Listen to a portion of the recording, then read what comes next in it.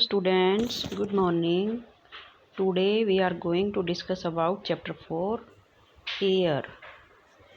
जो एयर होता है हमारा, इसके बारे में हम आज इस चैप्टर के अंदर पढ़ेंगे. Like land and water, air is also important for our life. So we cannot exist in the absence of air. In fact, it is the basic source for our respiratory system. So in this chapter we will discuss about the air. Now let's start. Our earth is surrounded by a huge blanket of air called atmosphere. हमारी जो अर्थ होती है वो blanket of air से covered होती है, जिसको हम क्या बोलते हैं, एटमॉस्फेयर बोलते हैं. All living beings on this earth depend on the atmosphere. जितने भी लिविंग बीइंग्स होते हैं वो सब एटमॉस्फेयर के ऊपर डिपेंड होते हैं फॉर देयर सर्वाइवल, जीने के लिए, जीवित रहने के लिए. It provides us the air we breathe. क्योंकि एटमॉस्फेयर जो होता है ये हमें क्या प्रोवाइड करता है, एयर प्रोवाइड करता है, जिससे कि हम सांस लेते हैं. And protects us from the harmful effect of the sun rays. और सन की जो हार्मफुल रेज होती है उनसे हमें प्रोटेक्ट करता है. Without this blanket of protection, इस ब्लैंकेट के प्रोटेक्शन के बिना we would be baked alive by the heat of the sun during day. कि अगर ये ब्लैंकेट ना हो तो सन की जो रेज होती है वो इतनी ज़्यादा गर्म होती है कि वो हमें जला देंगे. And get frozen during night. और रात में बर्फ़ की तरह जमा देगी. So it is this mass of air that has made the temperature on the earth live level. सो इसलिए यह जो एयर होती है जिसने पृथ्वी का जो टेम्परेचर होता है उसको रहने के योग्य बनाया हुआ है. अब हम पढ़ेंगे composition of the atmosphere. What is the composition of the atmosphere?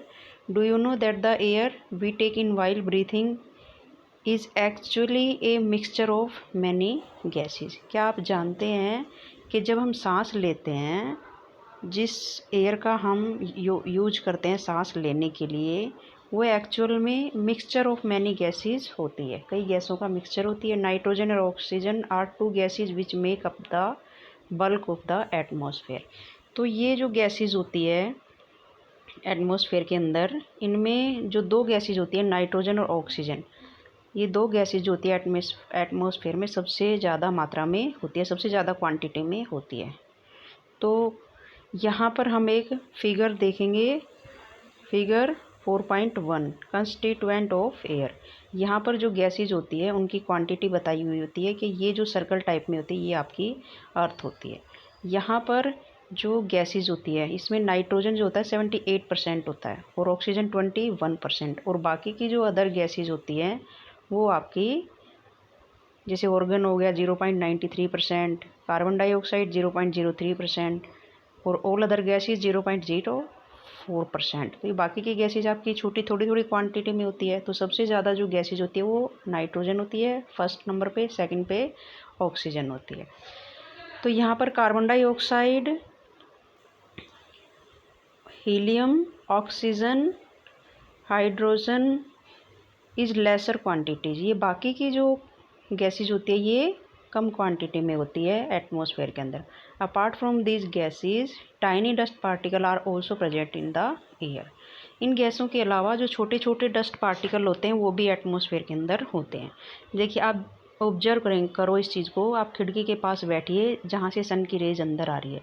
आप देखोगे उन रेज के अंदर आपको छोटे छोटे डस्ट के पार्टिकल्स घूमते हुए दिखाई देंगे. देखना कभी भी आप खिड़की के पास बैठकर इस चीज़ को ऑब्जर्व करना. The pie chart gives you the percentage of different constituent of the air. जो पाई चार्ट बनाया हुआ है ये, इसके अंदर आपको जो कॉन्स्टिट्यूएंट होती है एयर के अंदर, एयर की, वो बताई हुई है कि कौन सी गैस कितनी परसेंटेज में होती है. Nitrogen is the most plentiful gas in the air. Nitrogen जो होती है वो सबसे ज़्यादा होती है एयर के अंदर. When we inhale we take some amount of nitrogen into our lungs and exhale. जब हम सांस लेते हैं तो हम अपने अंदर नाइट्रोजन की भी कुछ मात्रा लेकर जाते हैं हमारे लंग्स के अंदर और फिर उसको बाहर निकालते हैं. But plants need nitrogen for their survival. लेकिन प्लांट्स जो होते हैं उनको अपने सर्वाइवल के लिए नाइट्रोजन की ज़रूरत होती है. यहाँ पर हम कुछ इम्पोर्टेंट चीज़ें होती है उनको देख लेते हैं एक बार। ये देखिए, carbon dioxide release in the atmosphere create a greenhouse effect. जो कार्बन डाइऑक्साइड गैस होती है, जब वो रिलीज होती है एटमॉस्फेयर के अंदर, तो किसको क्रिएट करती है? ग्रीन हाउस इफेक्ट गैस को। By trapping the heat radiative from the earth. जो हीट को ये ट्रैप करती है अर्थ के ऊपर, और तब उससे क्या होता है कि ग्रीन हाउस इफेक्ट होता है। That is the therefore called a greenhouse effect gas and without it the earth would have been too cold. और इसके बिना क्या होगा कि अर्थ जो होगी वहाँ पर बहुत ज़्यादा ठंड हो जाएगी, हम रह नहीं सकेंगे उसमें। However when it's level in the atmosphere increase, और उससे क्या होगा कि एटमॉस्फेयर का जो लेवल होगा वो इंक्रीज होना शुरू हो जाता है ड्यू टू फैक्ट्री स्मोक और कार फ्लूम। कार्बन डाइऑक्साइड जो होती है उसकी एक कम क्वांटिटी गर्म गैस होती है, तो उसकी जो कम क्वांटिटी होती है वो क्या करती है? अर्थ को गर्म रखती है। लेकिन अगर वो और भी ज़्यादा गर्म हो जाएगी तो वो क्या होती है? वो हीट का कारण बनती है, जिससे कि ग्रीन हाउस इफेक्ट बोला जाता है। The heat retain increase the temperature of the earth, this is called global warming. क्या होता है ग्लोबल वार्मिंग के अंदर? कि जब कारखाने और जो कार होती है इनका जो स्मोक होता है, जब एटमॉस्फेयर के अंदर इनका जो लेवल जब बढ़ता है तो ये क्या करते हैं? हीट के द्वारा जो अर्थ का जो टेम्परेचर होता है वो बढ़ जाता है, इससे ग्लोबल वार्मिंग कहते हैं। This rise in temperature causes the snow is coldest part of the world to melt. और इससे क्या होगा? अगर टेम्परेचर बढ़ेगा अर्थ का, तो इससे जो कुछ अर्थ पे वर्ल्ड के कुछ पार्ट्स होते हैं जहाँ पर स्नो होती है, बर्फ़ जमी होती है, वो पिघलनी शुरू हो जाएगी। एज ए रिजल्ट क्या होगा? सी लेवल राइज, समुद्रों का जो पानी होता है वो बढ़ना शुरू हो जाएगा। कोजिस फ्लड्स, बाढ़ आनी शुरू हो जाएंगी कोस्टल एरियाज़ में। There may be drastic change in the climate of a place leading to extinction of some plants and animals in the long run. और इससे क्या होगा कि परिवर्तन होगा, चेंजेज हो सकता है, जिसके फलस्वरूप क्या होगा? कुछ पौधे और पशु जो होते हैं वो लुप्त हो जाते हैं, लॉस्ट हो जाते हैं। अब हम आते हैं नाइट्रोजन के ऊपर, जो हम गैसेस के बारे में पढ़ रहे थे। They can not take nitrogen directly from the air. जो प्लांट्स होते हैं वो डायरेक्टली नाइट्रोजन को नहीं लेते हैं। Bacteria that live in the soil and roots of the some plants take nitrogen from the air and change its form so that plants can use it. It means क्या होता है कि जो मिट्टी होती है और कुछ पौधे होते हैं, उनकी जो नीचे रूट्स होती है, उनमें रहने वाले जो बैक्टीरियाज है वो वायु से नाइट्रोजन लेकर इसका जो स्ट्रक्चर होता है उसको बदल देते हैं, जिससे जो हमारे प्लांट्स होते हैं इसका उपयोग कर सकें। Oxygen is the second most plentiful gas in the air. Oxygen होती है वो दूसरे नंबर पर आती है सबसे ज़्यादा, जिसकी क्वांटिटी होती है एटमॉस्फेयर के अंदर। Humans and animals take oxygen from the air. Humans और एनिमल्स ऑक्सीजन का यूज करते हैं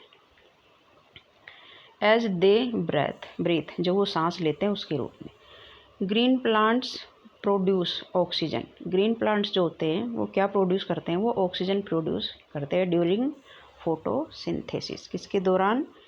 फोटोसिंथेसिस के दौरान। जो कि सन की जो रेज होती हैं उनसे वो फोटोसिंथेसिस एक प्रोसेस होता है जिससे प्लांट जो होते हैं अपना फूड बनाते हैं और उसके बाद वो ऑक्सीजन छोड़ते हैं। In this way oxygen content in the air remains constant. और इस तरह से जो ऑक्सीजन होता है उसकी जो मात्रा होती है, जो ऑक्सीजन हम प्राप्त करते हैं उसकी मात्रा जो होती है वो एक जैसी बनी रहती है। If we cut trees then this balance get disturb. यदि हम पेड़ों को काटेंगे, ट्रीज को काटेंगे, तो इसका जो बैलेंस होता है वो डिस्टर्ब हो जाएगा। Carbon dioxide is another important gas. अब कार्बन डाइऑक्साइड जो होती है वो एक दूसरी इम्पोर्टेंट गैस होती है जो कि एनवायरनमेंट में होना ज़रूरी होता है। Green plants use carbon dioxide to make their food. जो ग्रीन प्लांट्स होते हैं वो कार्बन डाइऑक्साइड को यूज करते हैं अपना भोजन बनाने के लिए।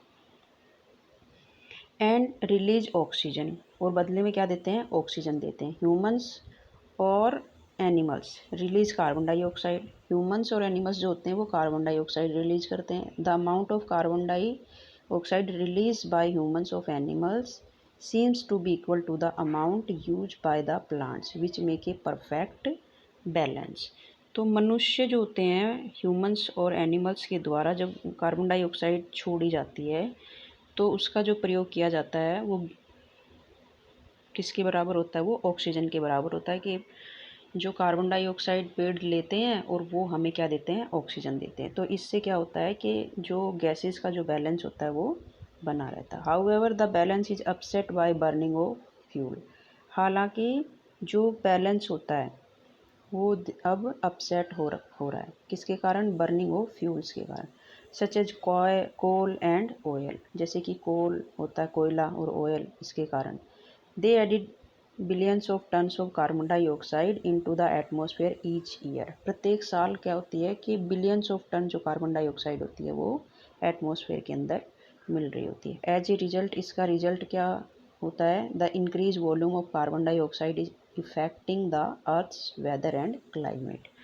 ये जो कार्बन डाइऑक्साइड होती है इसका जो इंक्रीज जब ये होती है तो पृथ्वी पर वेदर और क्लाइमेट को ये क्या करती है, प्रभावित करती है, इफ़ेक्ट करती है। तो वेदर और क्लाइमेट से रिलेटेड यहाँ पर कुछ कोलाज वर्क किया हुआ होता है जिसके अंदर जो आपके न्यूज़पेपर होते हैं उनकी कटिंग को काट कर यहाँ पर बनाया हुआ है। अब यहाँ पर हम कुछ और इम्पोर्टेंट थिंग्स होती है उसको देखते हैं। When air is heated it expanded, कि एयर जो होती है जब वो गर्म होती है तो वो हल्की हो जाती है और ऊपर उठती है। Cold air is denser and heavy, और जो ठंडी हवा होती है वो भारी होती है, हैवी होती है और सघन होती है, डेंसर होती है। That is why it tends to sink down, इसीलिए क्योंकि ये सिंक डाउन नीचे आती है, इसलिए इसमें नीचे रहने की जो प्रवृत्ति होती है। गर्म वायु जब ऊपर उठती है, when hot air rise cold air from surrounding areas, तो जो कोल्ड एयर होती है वो उसकी जगह ले लेती है, वो उसकी जगह पर आ जाती है।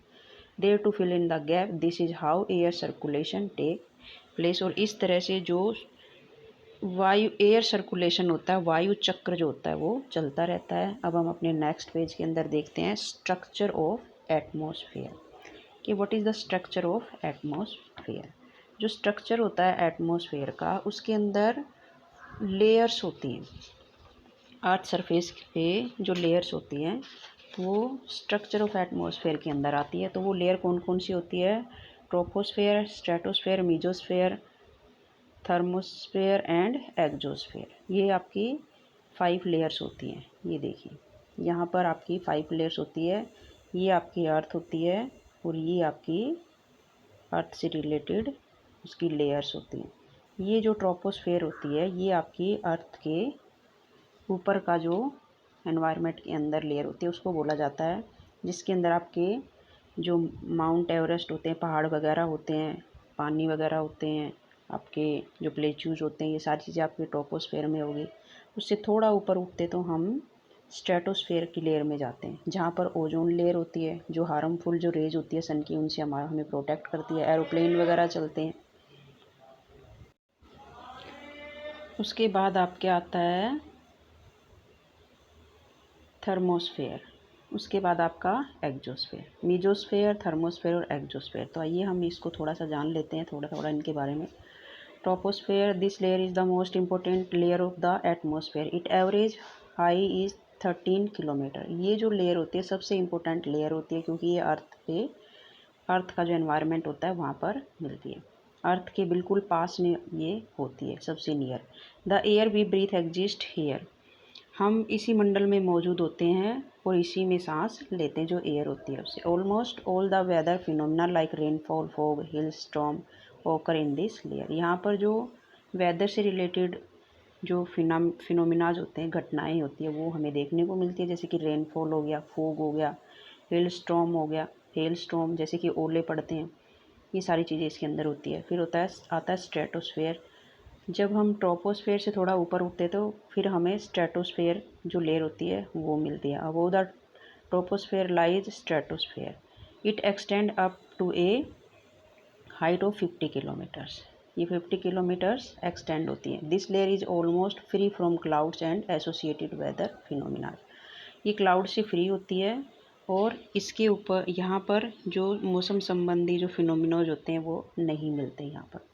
Making conditions most ideal for flying aeroplane. ये एरोप्लेन के लिए सूटेबल होती है। One most feature of stratosphere is that is contain a layer of ozone gas. यहाँ पर आपको जो सबसे इम्पोर्टेंट इसकी फीचर होती है वो होती है ओजोन गैस। यहाँ पर ओजोन लेयर होती है जो कि जो सन की जो हीट होती है उसको अर्थ तक आने से रोकती है। We have just learn how it protect us from the harmful effect of the sun rays. यह जो लेयर होती है सूर्य से आने वाली हानिकारक जो गैसें होती है, हार्मफुल जो गैसें होती है, उससे हमारी क्या करती है, रक्षा करती है, जैसे कि हमने जाना। अब आता है mesosphere. This is the third layer of the atmosphere. It lies above the stratosphere. ये थर्ड लेयर होती है एटमॉस्फेयर की और ये स्ट्रेटोस्फेयर से ऊपर होती है। ये extend up to the height of 80 kilometre. ये 80 किलोमीटर के एरियाज़ के अंदर फैली हुई है। 80 किलोमीटर इसकी हाइट होती है।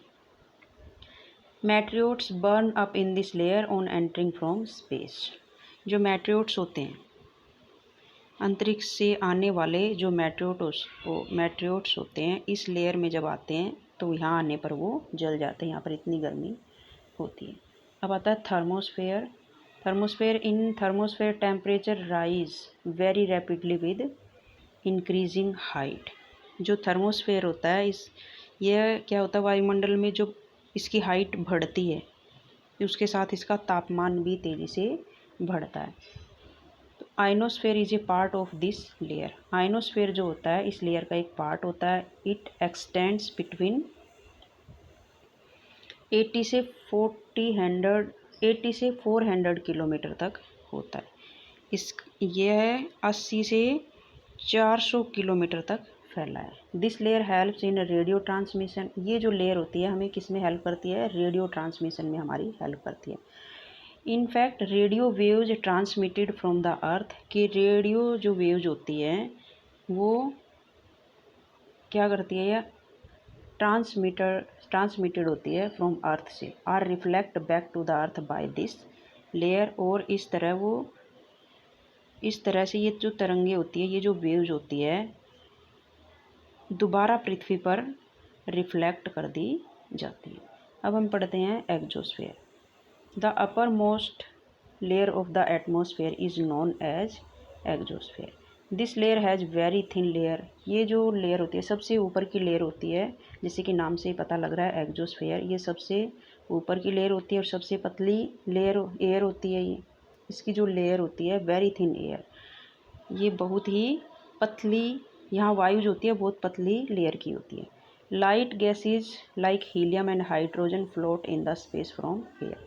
हीलियम और हाइड्रोजन जैसी जो लाइट गैसेज होती हैं वो स्पेस के अंदर तैरती रहती है। तो इस तरह से ये जो हमारी लेयर्स होती हैं ये कंप्लीट हो जाती हैं। अब हम पढ़ेंगे weather and climate. What is the weather? It is going to rain today.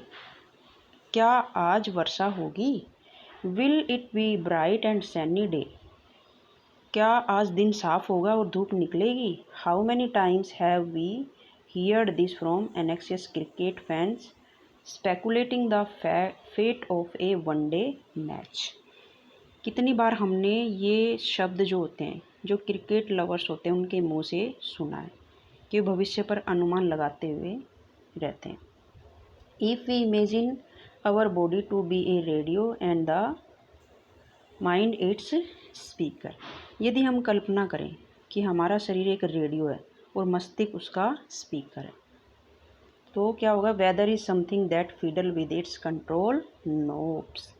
तो क्या होगा कि मौसम वह है, तो मौसम वह जिसके नियंत्रण से बटन जो होता है छेड़छाड़ करता रहता है। Weather is this hour to hour day to day condition at the atmosphere. अब यहाँ पर डेफिनेशन होती है वेदर की। What is the weather? Weather is this hour to hour day to day condition of the atmosphere. Atmosphere के अंदर घंटे घंटे में जो चीज़ें हमें देखने को मिलती है, डे टू डे जो देखने को मिलती है कंडीशंस, वो होता है वेदर। ए हॉट और ह्यूमिड वेदर में मेक मोर इरिटेबल। एक जो हॉट और ह्यूमिड वेदर होता है वो हमें क्या बनाता है, इरिटेटेड बना देता है, चिड़चिड़ा बना देता है। A pleasant breezy weather, pleasant होता है खुशनुमा और ब्रीजी होता है आनंददायक। A pleasant and breezy weather may make one cheerful, हमें कैसा बनाता है, आनंददायक बना देता है। And even plan for an outing, और हमें घूमने की योजना भी बना सकते हैं ऐसे मौसम में। Weather can change dramatically from day to day, weather जो होता है चेंज होता रहता है ड्रामेटिकली रूप से day to day. However the average weather condition of a place for a longer period of time represent the climate. एक जो लॉन्ग पीरियड ऑफ टाइम होता है वेदर कंडीशन का, उसी को ही क्लाइमेट बोला जाता है, वो क्लाइमेट को रिप्रेजेंट करता है। डे टू डे जो चेंज होता है हावर टू हावर वो वेदर होता है, और जो लंबे समय तक जहाँ पर एक ही तरह का क्लाइमेट होता है, एक ही तरह का वेदर होता है, तो उसको हम क्लाइमेट बोलते हैं। Now do you understand why we have daily weather forecast.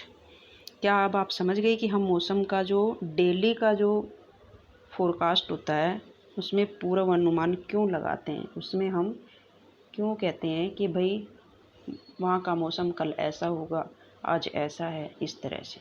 तो यहाँ तक की करेंगे इस वीडियो में, आगे की वीडियो में जो चैप्टर बच गया उसको हम कवर करेंगे।